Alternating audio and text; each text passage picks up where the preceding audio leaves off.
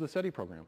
And this is stuff that we haven't really announced yet, but in the future we're going to be working very closely because the original researchers in SETI, like Frank Drake and Jill Tarter, are still working there and still run the SETI Institute. And so that partnership is very exciting to me.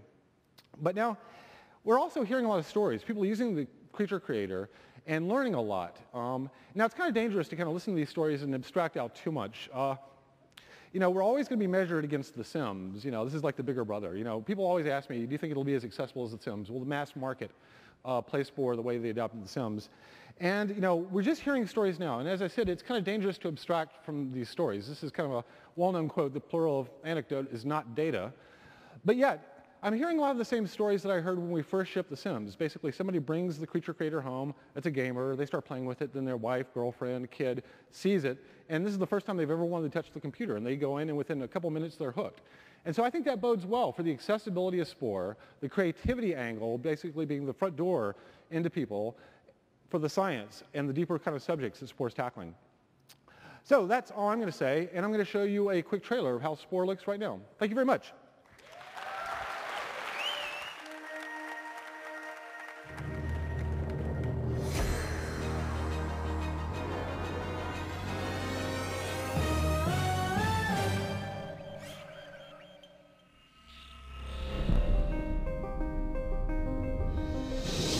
Behold the galaxy, full of stars and light and intelligence. But it wasn't always like this. Not long ago, it was cold and dark. So what happened?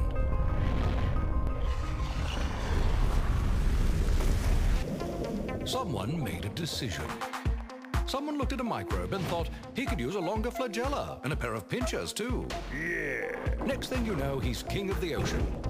Then someone decided he should hit the beach. Land creatures were born, but life on land is a dicey proposition. So someone looked at our hero and said he needs to be able to defend himself. And voila! As the saying goes, if you can't beat 'em, eat 'em. But survival depends on numbers, so someone made our little champs irresistible to the opposite sex. Now we're talking.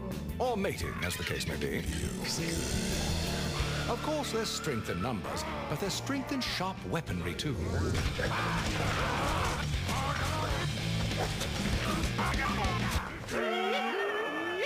Ironically, this led to what we call civilization. But civilization meant more competition for just about everything. Happily, someone pulled our species aside and said, "You guys need to chill out and unify this planet." So they did.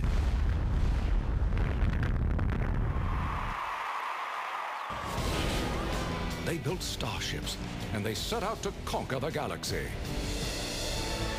But what they never realized was that all along the way, from humble microbes to starship captains, someone had guided them at every turn. And that someone is you. Spore, how will you create the universe? Coming September 7th, 2008.